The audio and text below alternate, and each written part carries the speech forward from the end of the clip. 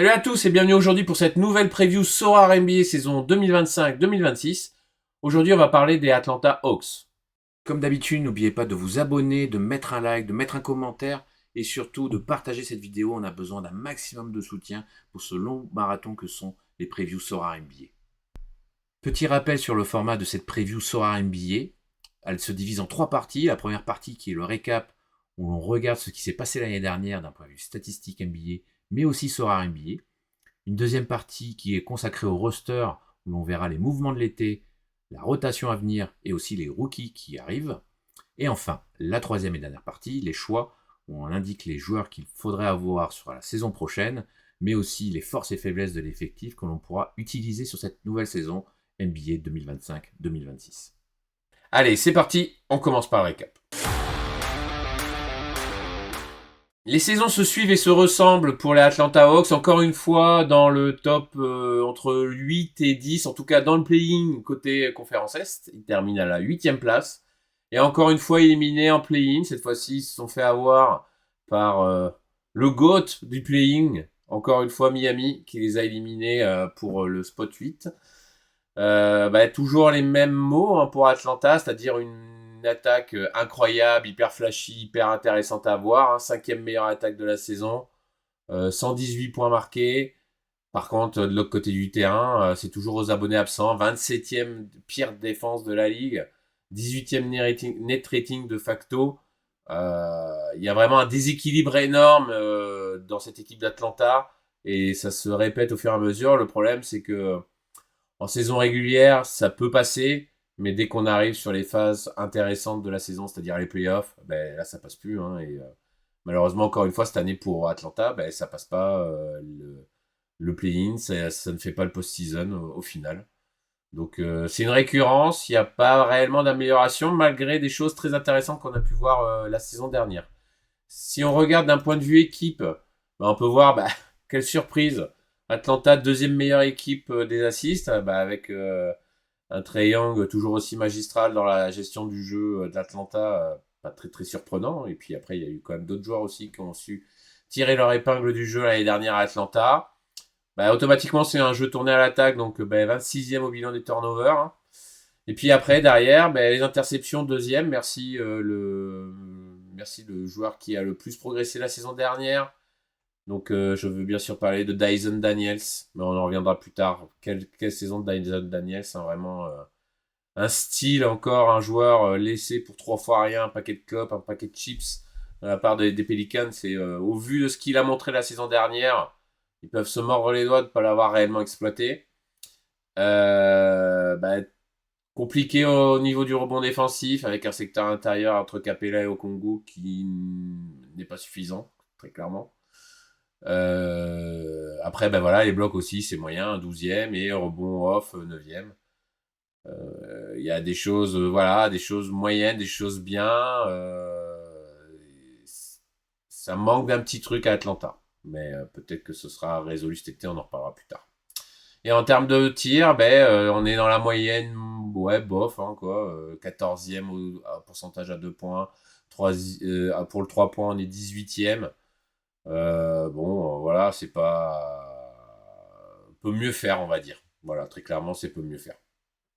Du côté de Sorare NBA, les joueurs d'Atlanta qu'on peut retirer sur la saison. Alors, on va ressortir surtout Dyson Daniels, 53e joueur Sorare. Quelle surprise. Vraiment, on avait beaucoup d'espoir la saison dernière quand on a fait les previews qu'un Dyson Daniels puisse avoir un plus gros rôle et être utilisé de meilleure façon qu'à la Nouvelle-Orléans. Ça, c'est très très vite vu. C'est un des joueurs qui a éclaboussé la saison dernière et pas pour rien qu'il a été élu meilleure progression de la saison dernière. Meilleur intercepteur de la ligue et de très très très très très très loin. Donc ça fait du gros scoring côté Sorare. Et en plus de ça, il a réussi à faire de la passe, du score. Alors pas encore, c'est pas encore la fiabilité à 3 points, mais il a été complet. Donc il faisait partie des joueurs qui ont fait beaucoup de surperf sur la saison. En début de saison, c'était une folie. Les prix ont touché les étoiles sur sa carte. Donc voilà, c'est vraiment le joueur qui a marqué la saison d'Atlanta l'année dernière. La promesse, mais on le met en promesse, mais il y a une explication. C'est Jalen Johnson, 23e joueur sur NBA. Alors c'est celui qui a le meilleur classement juste derrière Trae Young. Malheureusement, il n'a joué que 36 matchs dû à une grosse blessure à l'épaule de mémoire. Quel joueur! Vraiment, c'est l'option numéro 2 d'Atlanta derrière Trae Young. Hein. Ça court, ça va vite, ça défend. Franchement, voilà, c'est un joueur, c'est l'avenir des Hawks. Le duo avec Trae Young, voire le triptyque en plus avec Dyson Daniels, c'est hyper intéressant. Maintenant, il faut qu'il arrive à faire des saisons complètes parce que ça fait quand même pas mal de fois où en fait il est coupé en plein dans son élan. Là, on attend vraiment. C'est pour ça qu'on le met dans les promesses parce qu'il avait déjà montré des choses et tout, mais là, il faut qu'il fasse une saison à minimum 60-70 matchs pour confirmer tout le magnifique potentiel qu'on a pu voir sur les derniers matchs de Jalen Johnson. La déception, et on va dire encore une fois, globalement, c'est le secteur intérieur, les pivots qui étaient défaillants, hein, et on va surtout pointer du doigt un seul joueur, c'est Onyeka Okongwu. Onyeka Okongwu qui avait les clés du camion, qui devait mettre Clint Capella en dehors d'Atlanta et de prendre son poste titulaire sans aucune contestation possible. Malheureusement, en fait, il a alterné les rôles de starter en sortie de banc. Il était vraiment trop irrégulier sur ses performances pour pouvoir être un titulaire indiscutable. Et peut-être que sur cette partie-là, il y a eu des changements cet été pour compenser ça à Atlanta. Non, vraiment, pas au rendez-vous, malheureusement, suite aux attentes et à la progression dans la rotation qu'il a eu à Atlanta. Il n'a pas répondu présent la saison dernière. Au niveau de l'équipe, dans son NBA, concernant les Atlanta Hawks, il y a une retranscription de ce qu'on a vu en stade global, hein, c'est-à-dire cinquième meilleure équipe en points marqués. Hein, donc il y a du gros scoreur Sorar dans l'équipe des Atlanta Hawks. Quelle surprise. Par contre, comme c'est une des pires défenses de la ligue, sixième équipe ayant encaissé plus de points. Après, on peut regarder en détail que on est dans le dernier tiers, hein, très clairement, dans le dernier tiers de la ligue. C'est vraiment pas fou. C'est bas sur tous les postes. Hein. Donc ça confirme un peu ce qu'on avait pu voir tout au long de la saison. Et c'était un spot Atlanta l'année dernière à viser globalement avec la pondération et jurisprudence d'Dyson Daniels qui arrivait quand même à faire des choses belles sur le meilleur joueur en face. Mais bon, après, à côté, il y a un Trae Young qui, on va dire, défend sur courant alternatif. Et puis derrière, voilà, les postes d'intérieur qui a été très clairement visé la saison dernière et qui était une faiblesse récurrente sur le long de la saison des Atlanta Hawks. Le forward aussi, qui est vraiment sur la moyenne basse, mais ça aurait pu être mieux si Jalen Johnson avait pu faire plus que 30 matchs dans la saison, quoi. Donc vraiment, c'est toujours les mêmes répétitions, les mêmes erreurs en fait qu'on voit quand même d'Atlanta, où en fait côté défense c'est beaucoup trop faible. C'est beaucoup trop faible pour espérer autre chose qu'une tentative de play-in chaque année, quoi. Donc c'est vraiment, ça retranscrit les stats qu'on a vus côté NBA. Maintenant, on va parler de ce qui s'est passé au niveau du management d'Atlanta avec le roster. Le roster avec tout d'abord un marché de l'été très fourni du côté d'Atlanta, et en plus, on va le voir, très malin et très pertinent. Avec l'arrivée, une des plus grosses arrivées de l'intersaison, Kristaps Porzingis, qui a été, on va un peu dire, foutu dehors par Boston en pleine reconstruction, changement de manager, on veut plus payer la luxury tax dehors. Donc Porzingis qui arrive pour renforcer ce fameux secteur intérieur d'Atlanta qui est si faible. À côté de lui, un autre choix hyper intelligent, Nickel Alexander Walker, qu'on a vu à Minnesota, qui est un super guard, qui est avant tout dédié aux missions défensives. Et Dieu sait que Atlanta a besoin de missions défensives dans son effectif. Et après, on ajoute la vieille branche Luke Kennard pour faire du shooting à 3 points. Un petit Jacob Topin pour faire le nombre, on va dire. Et puis, on est obligé de le mettre. Hein, le premier choix de draft 2026 qui a été offert sur un plateau sans aucune restriction par les Pelicans. Un mouvement qui fait beaucoup parler cet été sur un swap de rookie où en fait Derrick Queen, je crois que c'est le 13e choix de mémoire, est parti à la Nouvelle-Orléans.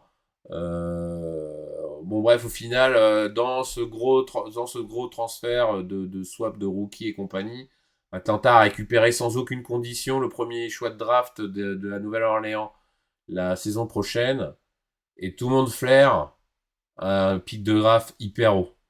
Ça sent le style à plein nez, ça sent le bad move du côté des Pelicans et le cadeau trop beau offert à Atlanta.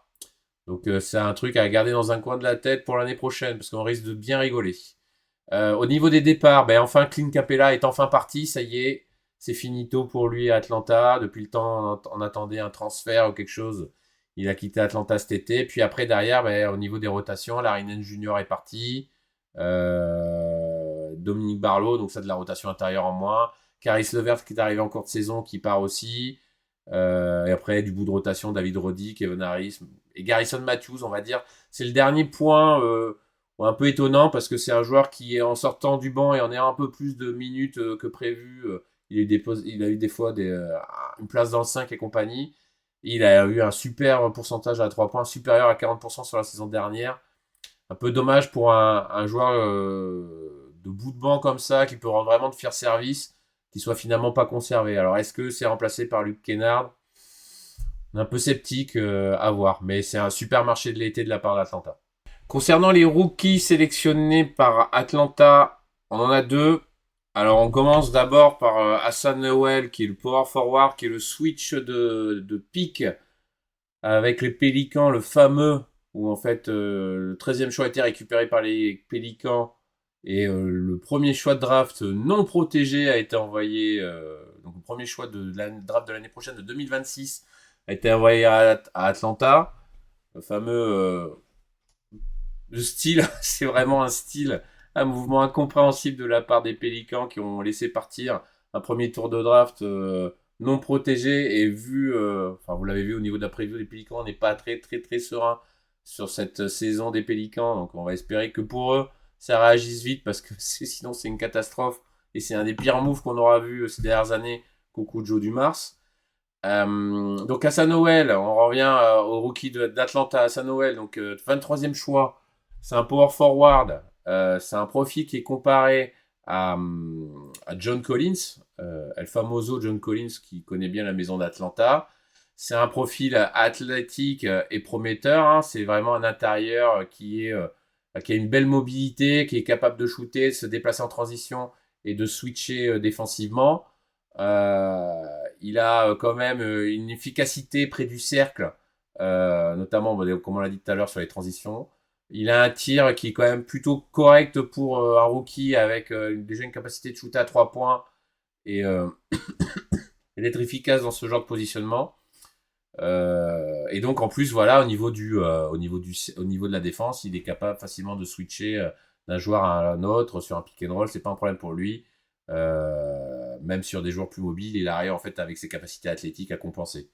En revanche, donc voilà, ce qu'il a en limite, hein, c'est que il protège pas assez le cercle par rapport à son poste. Hein, il a pas beaucoup de comptes, il a quand même on a vraiment des doutes en fait s'il peut jouer pivot à minima. C'est pour ça qu'on le pose plutôt power forward parce que sa protection de cercle n'est pas assez bonne. Il a vraiment pas beaucoup de passes décisives, il a pas vraiment de vision de jeu, donc c'est pas un joueur qui va fluidifier le jeu. Et enfin, il génère pas beaucoup de tirs sur sa propre création. Il est vraiment dépendant du jeu de ses coéquipiers. Bon, après, il va jouer avec Trae Young, ce sera moins compliqué, mais c'est vraiment pas un axe fort pour lui. C'est pas un facilitateur de jeu, un pivot facilitateur de jeu. Le deuxième rookie, c'est le 22e choix, et celui-là, c'est un pur choix de la part d'Atlanta, c'est Drake Powell. Donc c'est un small forward comparé d'après les scouts à un équivalent à Royce O'Neal. C'est avant tout un joueur avec une grosse qualité physique. Il a une très belle envergure et en plus il a une des meilleures détentes de la draft. Donc il a vraiment des atouts physiques et athlétiques vraiment hyper solides. Donc ça lui permet en fait d'être très bon en défense, de verrouiller le périmètre sans trop de soucis. C'est un très jeune joueur, donc c'est vraiment un diamant à polir, hein. Il a que 19 ans, hein, donc c'est vraiment le futur est pour lui, hein, s'il se développe bien. Il est encore trop brut, on va dire offensivement, hein, il est compliqué de faire son shoot. Il a du mal à faire de la création. Il est prévisible dans ce qu'il fait, donc pas vraiment dangereux. En dehors de sa typologie de shoot, de schéma de tir, ben, en fait, il peut rien faire à côté. Donc, il va falloir réellement, comme on dit défensivement, à polir, avoir une capacité de diversifier son attaque pour ne pas être juste qu'un défenseur. On sait qu'aujourd'hui, être juste défenseur NBA, c'est pas suffisant. Au niveau de la rotation, ce que nous propose CBS Sports, ben, c'est un 5, on va dire un peu particulier, avec Trae Young, Dyson Daniels, Jalen Johnson décalé au poste 3, Kristaps Porzingis en poste 4 et Onyeka Okongwu au poste 5. On est un peu dubitatif de ce que propose CBS Sport. On verra tout à l'heure, juste après, avec notre 5 majeur. Et après, derrière, ça ferait un banc avec Luke Kennard, Nickel Alexander-Walker, Zachary Rizaché en première option sortie en poste 3. Jalen Johnson qui fait le doublon sur le poste 4. Et après, derrière, Mohamed Gay en poste pivot. Donc, il y a quand même, de ce que propose CBS, déjà des redondances de noms. En général, c'est jamais très bon signe. Euh, donc un peu dubitatif parce qu'on passe après derrière avec ce que propose CBS Sport. Un Luke Kennard qui arrive en troisième rotation, c'est un peu de shooting guard, alors ce serait plus un poste 3. Un Keaton Wallace qui est en poste, enfin sur le poste de meneur mais en troisième rotation. Donc bon, après Nickel Alexander Walker, on a vu qu'il peut alterner entre le poste de shooting guard et de point guard, hein, donc de meneur et de shooter. Parce qu'on pourrait avoir potentiellement ce que propose Paul à CBS, hein, une double paire à l'arrière, Dyson Daniels, Nickel Alexander Walker, qui pourrait être un cauchemar pour les défenseurs adverses. Donc un truc à observer. Et puis après, voilà, on voit même pas non plus potentiellement des rookies qui pourraient un peu sortir de leur tête de l'eau avec un bout de rotation en troisième unit, quoi.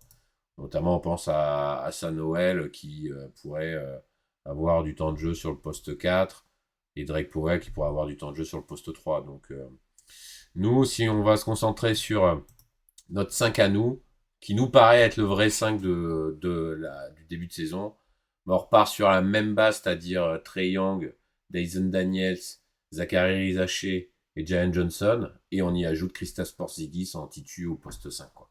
Donc ça nous semble vraiment le 5 plus équilibré, parce qu'après, derrière, ça permet d'avoir Okongwu en sortie de banc, Luke Kennard, Nickel Alexander, donc Alexander Walker. Donc ça fait vraiment une rotation déjà à 8 qui est vraiment très costaud. Encore plus dans une conférence Est qui est pas très, enfin, moins forte que l'Ouest, hein, donc il y a plus grande facilité à essayer d'atteindre les playoffs. Par contre, ouais, voilà, la grosse inquiétude, c'est à part Dyson Daniels, qui va défendre dans cette équipe des Hawks. Bon, maintenant, il y a Nickel Alexander Walker qui va vraiment apporter un vrai plus, hein, dans cette équipe. On insiste lourdement, mais ça va vraiment être un vrai plus sur le marasme défensif des Hawks. Après, est-ce que Luke Kennard, il va encore avoir un rôle important? Parce qu'on l'a vu sur les derniers transferts, les dernières franchises où il est arrivé, bah, il est vieillissant, il est plus aussi efficace qu'avant, hein, il est plus aussi efficace à 3 points. C'est pourtant un secteur dont on va avoir grandement besoin, les Hawks. Et puis après, ben là, Zachary, t'as la place, c'est la deuxième année, on va attendre plus de toi, mon grand. Donc, faut répondre présent là. Il va falloir mettre ses shoots. On l'a vu qu'à l'Euro, ça a été très irrégulier, on va le dire comme ça. Mais là, il va falloir réellement passer un steps. La franchise croit en lui. Il s'entend super bien, notamment avec Trae Young, donc c'est hyper important d'être adoubé par le franchise player. Donc, let's go Zachary, montre-nous que t'es le roi et que ben voilà, que en fait, tu seras le titulaire indiscutable et qu'il n'y ait même pas de discussion avec un potentiel Luke Kennard qui rentrerait là-dedans, quoi. Donc, il y a vraiment des choses vraiment intéressantes. Il y a vraiment eu un bon taf fait cet été par le General Management et le front office globalement, hein, où il y a eu vraiment des renforts apportés pour cette équipe, essaye de accrocher enfin les playoffs. Donc maintenant, ben, avec tout ça, je pense qu'on va pouvoir faire des choix. Les choix au niveau des joueurs dans ce soir NBA, il y a des joueurs à choisir à Atlanta. On va faire rapidement un aparté, on met pas en choix Trae Young parce que c'est bis repetita par rapport aux autres saisons, c'est-à-dire que c'est un joueur qui a beaucoup de variance, c'est ce qu'on aime dans ce soir, donc c'est un joueur à garder sur les radars en surveillant l'évolution de son L10 parce qu'il peut très vite descendre et après refaire vite des pics à 50-60 parce que il fait du scoring, du 3 points, de la passe. Donc jouer contre des équipes qui sont faibles sur les lignes arrière, coucou les Bulls, ça peut scorer très très fort. Par contre, ça peut être un match où il peut faire 7 passes, 5 ballons perdus, et là c'est une catastrophe en termes de scoring. Donc c'est un joueur à forte variance avec de fortes hausses, forts pics, et c'est vraiment un joueur à garder tout le temps sur les radars parce que c'est vraiment intéressant à voir. Nous, finalement, là-dessus, en termes de choix, on referme la parenthèse, on va garder le joueur qui a le mieux progressé la saison dernière. C'est bien sûr Dyson Daniels. Dyson Daniels qui va rester la première option en défense, donc il va encore cette année être candidat à sa succession en termes de meilleur intercepteur de la ligue. En plus de ça, donc maintenant il a quand même un scoring largement plus étoffé, avec un peu de 3 points, du 2 points et tout. Donc ça rapporte et ça rajoute de la valeur sur ses performances dans Sora. Il a en plus aussi du rebond, donc vraiment un joueur hyper complet en termes de scoring, c'est ce qu'on cherche dans Sora. Le LD c'est peut-être un peu haut en début de saison, mais ça peut vite flamber, hein. Donc c'est vraiment notre choix, le chouchou, parce qu'il est encore seul dans le 5 à être la première option défensive. Par contre, l'ajout de Nickel Alexander Walker va vraiment être un plus pour lui parce qu'il va moins se fatiguer dans ses rotations défensives. Et s'il y a à un moment donné un 5 sur le terrain avec les deux, donc No, Nickel Alexander Walker et Dyson Daniels, en face, les attaquants vont souffrir. Ça va être vraiment, ils vont s'empêtrer dans une toile d'araignée. Donc c'est vraiment à garder à l'esprit cet élément-là. Après le pari, et ça a été la déception, et on va le mettre en pari cette année, ça va être Onyeka Okongwu. Il est enfin débarrassé de Capella. Alors il a le 10 haut pour débuter, mais vu qu'il ne sera pas titu, c'est très bien. C'est la seule vraie option en termes de pivot derrière Kristaps Porzingis. Et donc, on connaît l'historique de santé de Kristaps. Est-ce qu'il va faire beaucoup de matchs? Mais on va parler juste après. C'est lui la première option derrière. Donc nous, on se dit, c'est un joueur à garder tranquillement au chaud sur le début de saison. Et dès qu'on entend que Kristaps s'est fait mal à un orteil, il est absent un mois, c'est Okongwu qui aura les clés du camion. Et là, il aura vraiment les clés du camion parce que depuis le temps qu'il a Capella dans les pattes, ça marchait pas très bien. Donc maintenant, ça va être le moment pour lui impérativement de prendre ses responsabilités pour essayer de conserver un temps de jeu correct et avoir un avenir dans cette franchise. Donc c'est vraiment pour nous un gros pari qui peut payer parce que il faut qu'il réponde impérativement présent. Et en plus, c'est un joueur qui va avoir à peine 24 ans, donc encore jeune. Donc c'est maintenant ou jamais. Sinon, son mid-deal avec Atlanta va se terminer très prochainement. Le risqué, et c'est un crève-cœur de le mettre en risqué, c'est Jalen Johnson. C'est un joueur qui est indispensable aux Hawks. On l'a vu l'année dernière, il est arrivé. Rookie, il avait fait une saison incroyable. Et après, il avait fait la deuxième saison entachée par les blessures. Troisième saison entachée par les blessures. Alors que dès qu'il est sur le terrain, le mec est monstrueux, quoi. Donc, il est hyper important et indispensable à Atlanta. C'est le poste 4 titulaire, très clairement. Il a en plus un scoring hyper diversifié, du rebond, du shoot, du contre, tout ça. Enfin, vraiment, voilà. Et en fait, on est obligé de le mettre en risqué parce que ça fait 2 saisons, et jurisprudence des 2 dernières saisons, où il a beaucoup trop de blessures, et si c'est pour jouer 30 matchs et l'avoir dans son roster pour jouer que 30 matchs, c'est pas intéressant. Donc on est vraiment embêté de le mettre en risqué parce que c'est un joueur incroyable et c'est un joueur en plus hyper intéressant, hyper value dans Soar. Enfin, le win now, et comment ne pas passer à côté de lui sur le début de saison? Bah, Kristaps, Porzingis. Elles disent de 17 pour un titu en tant que pivot. Bah, ça va jouer de suite et fort, donc faut en profiter en espérant qu'il n'y ait pas de blessure. Et voilà, c'est toujours la question avec Kristaps de savoir quel va être son état de santé. Est-ce qu'il peut tenir 72 matchs à minima dans la saison? Est-ce qu'il va en faire 60? Est-ce qu'il va en faire moins?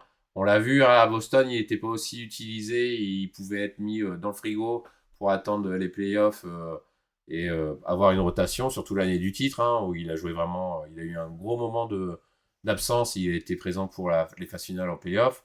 Là, Atlanta, on va vraiment avoir besoin de lui. On se base sur lui pour que la saison soit réussie. Donc, s'il n'est pas au rendez-vous, ça va être compliqué pour Atlanta. Donc, toujours ce questionnement, on va dire sur le début de saison, il est en forme, ça va être bien. Et avec un indice comme ça va être très très vite monté et ça va être très vite assujetti au surperf.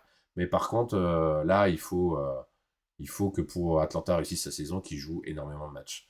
Donc, c'est pour ça qu'on positionne sur le début de saison. Mais attention derrière sur la suite de la saison, comment il va être utilisé. Si on regarde du côté de l'équipe dans Sorar des Atlanta Hawks, bah, ça va être toujours encore une grosse équipe, un gros scoring en attaque. Donc ça va être intéressant de prendre des joueurs avec des L10 bas pour chercher la surperf parce que c'est une équipe qui va continuer encore à scorer. Voilà, on a parlé tout à l'heure rapidement, Trae Young, bah, ça peut être en fonction de son L10 très rapidement une première ou deuxième option d'un lieutenant MVP sur une line-up de champion. C'est vraiment un joueur à regarder sur les radars, sur l'évolution de son L10 parce que il y a des bonnes affaires à faire au moment où il a L10 haut pour pouvoir après le positionner quand il aura un L10 positionné entre 30 et 35. On l'a vu l'année dernière, je crois que même il est descendu en dessous de 30 et c'est là où c'est hyper intéressant parce que c'est Trae Young, c'est un joueur dans Sorar qui peut faire facilement du 60. Le L10 de Porzingis aussi qui est une opportunité immanquable sur le début de saison à 17. Il va avoir un rôle tellement important. Et si la santé lui permet, le début de saison, c'est banger de l'aligner dans les équipes qu'on alignera dans Sorar. Donc voilà, c'est vraiment une équipe hyper intéressante d'un point de vue Sorar, Atlanta. Il y a vraiment des joueurs à aller chercher pour aller trouver du scoring Sorar. Si par contre on se positionne pour les équipes face à Atlanta, et les joueurs qui vont jouer sur une game week face à Atlanta, il faut viser encore une fois la rotation intérieure, surtout au poste de pivot, parce que Porzingis au Congo, c'est pas foufou en termes de défense. Donc ça va être compliqué face à des pivots costauds, voire des pivots très mobiles pour Atlanta, de les limiter en termes de performance. À voir aussi sur le poste K comment Jalen Johnson sera en termes d'état physique. Et puis voilà, c'est que on sait que la rotation défensive, ça va être surtout prendre en compte qui va défendre Dyson Daniels, qui Dyson Daniels pardon va défendre en vis-à-vis. Et maintenant, il faut compter aussi à Nickel Alexander Walker. Donc ça va être deux doubles menaces sur du potentiel performance sur les lignes arrière. Mais par contre, après, voilà, comme on dit, prioriser la seconde option de guard, c'est que il y en aura un qui sera couvert, mais pas le deuxième. Celui qui sera défendu par Trae Young, lui, ça va être open bar, il va se faire plaisir. Donc, si par exemple, on prend San Antonio avec Castle et Fox, on va avoir un Dyson Daniels sur Fox, mais Castle va s'amuser avec Trae Young, quoi. Donc, ça peut être le genre d'exemple comme ça. Donc, ça reste Atlanta un match-up à viser l'année saison prochaine où en fait il y aura des faiblesses en défense qui seront très clairement exploitées et on aura encore normalement sur le papier on a l'impression d'avoir une équipe d'Atlanta qui sera encore dans le top 10 des équipes à avoir encaissé plus de points la saison prochaine dans Soar. Cette preview concernant les Atlanta Hawks est maintenant finie, on espère qu'elle vous a plu. Alors n'hésitez pas à partager, liker, envoyer de l'amour, du love, du soutien pour ce long marathon des previews Soar NBA. On se retrouve demain pour une nouvelle vidéo. Allez, tchuss!